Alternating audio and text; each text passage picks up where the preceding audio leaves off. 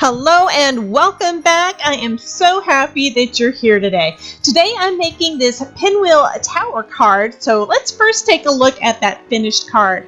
This turned out to be super easy to make, and it is just too fun. It's a little interactive, so the recipient will probably just sit there and play like I did.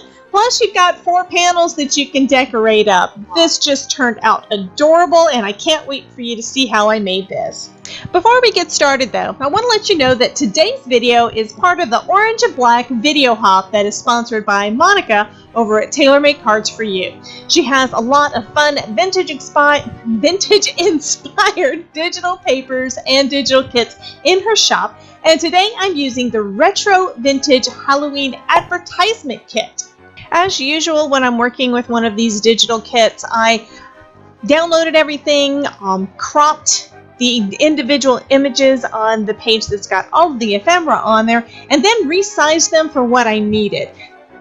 So after I rearranged everything on my computer and resized the images, you guys have seen me do that in a past video, I went ahead and printed out a bunch of the pieces, and then I've already cut them basically down. Now, you guys know me, I am usually seat of my pants. I don't normally go by a script or a sketch or anything like that, but I want to make sure that these tower cards are done right, and I've never made them before, but I thought they would be really cute for Halloween. So I've got all of my instructions written down, and I will include all of that information over on my blog. So if you want to screenshot this, great for future reference, but I will have those measurements over on my blog as well as a link to the video so you can go back and refresh if you want to see again how to do this. So these pieces are sized approximately 2.5 inches wide. I figured they're different size images, so I can cut a little bit here and there if I need to.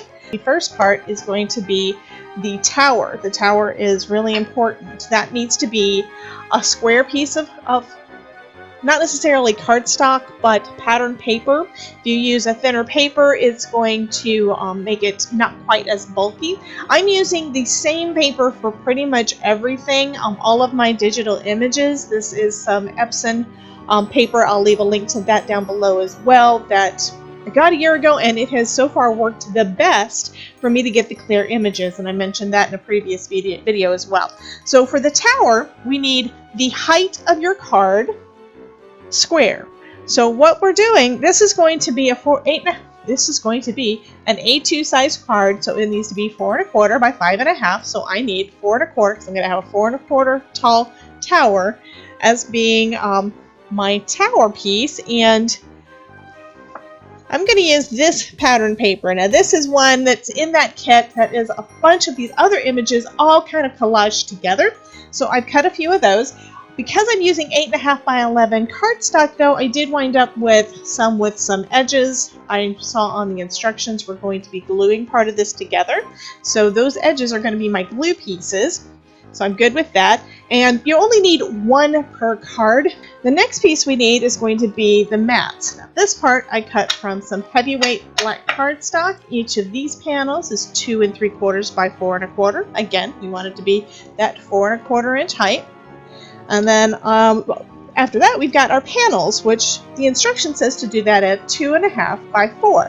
But I decided I wanted these cute images, and I wanted some other color on here as well. So I cut some panels out of another one of the pattern papers that are in there, resized down smaller, so that'll go on my mat, and then I can put whichever image I choose to go on top. And I think that's going to be pretty cute.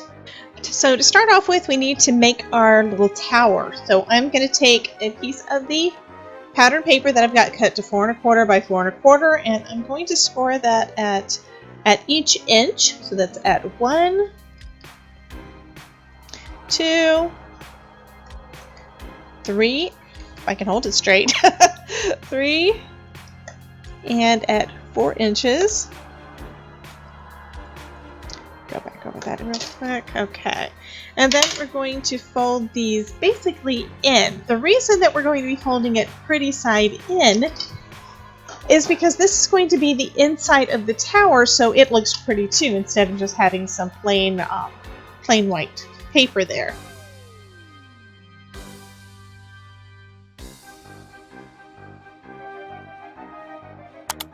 So this card is going to be one that you're going to be able to use up some of your pattern papers that have been sitting in your stash, like mine, or use some of the cool digis that are out there. I absolutely love all of Monica's. I've been working with hers for almost 2 years, and she always has a cool vintagey design. Okay, so next you're going to adhere these together. You can either use some score tape, some kind of adhesive there, or I'm just going to use my art glitter glue. Just make sure that's burnished down well enough. So I'm just going to add some glue along this piece here. And then since I've got everything already folded, by just folding it flat, it should go right on that piece to adhere there. And then I'm just going to use my phone to hold it down while it dries. So while the tower is drying, although it doesn't really take that long, I decided to add a little more color to each of the panels I'm going to be putting together to decorate my card. So I'm using Rusty Henge to kind of give a vignette. I'm actually doing that on all of these little panels, but to do that on the larger of the panels that I'm going to be using on my card. So I've got the card base pieces that are the heavyweight cardstock in black, and then I've got the next panel that is this orange color. I've also got some of that cut out of that really neat collage pattern paper. And on all of these, they've got so much orange in there, I just thought Rusty Henge was perfect to add to those. Then I'm going to go on to the smaller images, the ones with the sentiments and such, and I'm going to go in and distress all the edges on those using some walnut stain, basically using the exact same technique.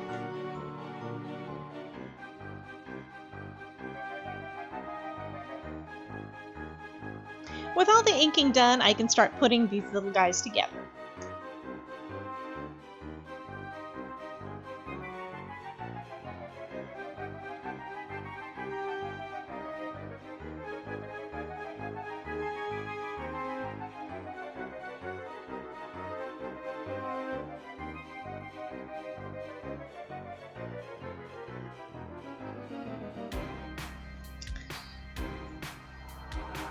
And even if you decided not to do the tower, this right here would probably be a really nice card front just on its own. These panels that are in this kit made it just so easy to put together just really quick and simple Halloween cards.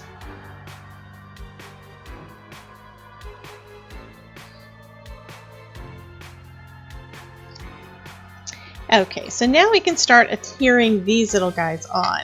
So the way that this works, okay, you can see in there, you can see the pattern paper, so it's going to look nice on the inside. But the way that this is going to work is we need to adhere this down where it's on part of that. So it's going to be on one of the sides, just going just to that score line. I'm going to go ahead and put some glue down.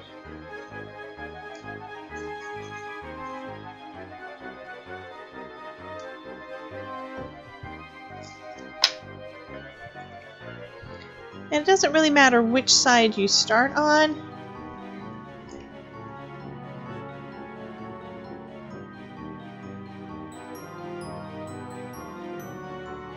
Making sure that lays down flat. Okay, then we can go on to the next one. I think I'll go with my little kitty. This kitty is just too cute. I'm going to do the same thing on this one.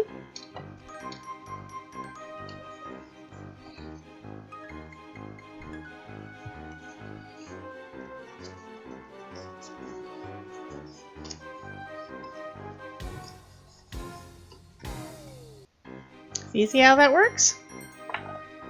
So we're going to do the same thing all the way around.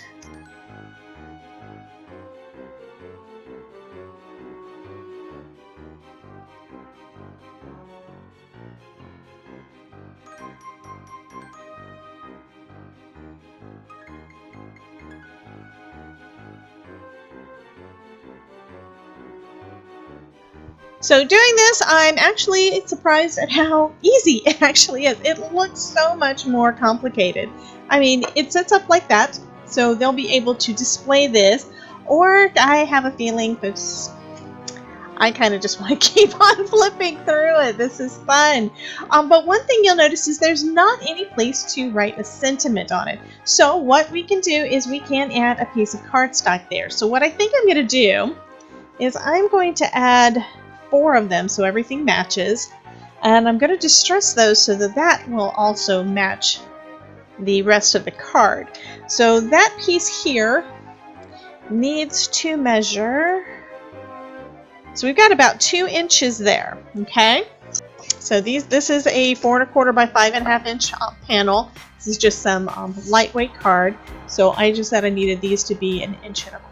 I'll go ahead and cut one and double check to make sure it fits where I'm talking about. Okay, so that does fit.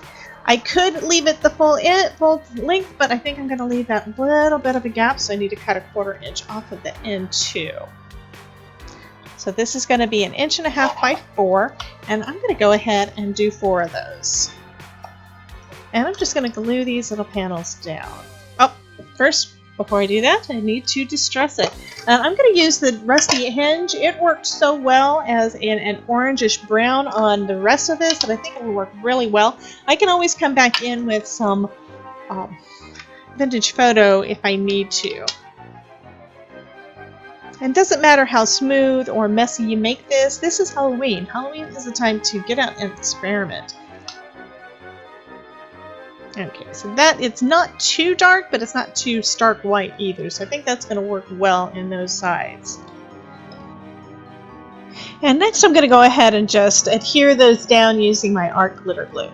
So I'm just putting some on the back of each of those little panels and then putting it in place in that one spot on the whole card that is still lacking. So that's going to look fine. It pretty much matches the whole color scheme of the other. I mean, it is a little lighter, but that lets you know that that's where you're supposed to leave your personal message. Okay, this is just too cute. So that is my card project for today. I think these turned out super cute. Love that little kitty. Thank you guys for dropping in and joining me for this video. If you like this video, please be sure to give it a big thumbs up. And if you haven't already, I would love for you to subscribe to my channel so you never miss my next video. I invite you to check out the rest of the videos in the hop because we have some wonderful creators and I know they'll have a lot of inspirational projects for you to see. Here's another video where we use that same digital kit. Thanks again for dropping by, and remember, if I can make it, you can too.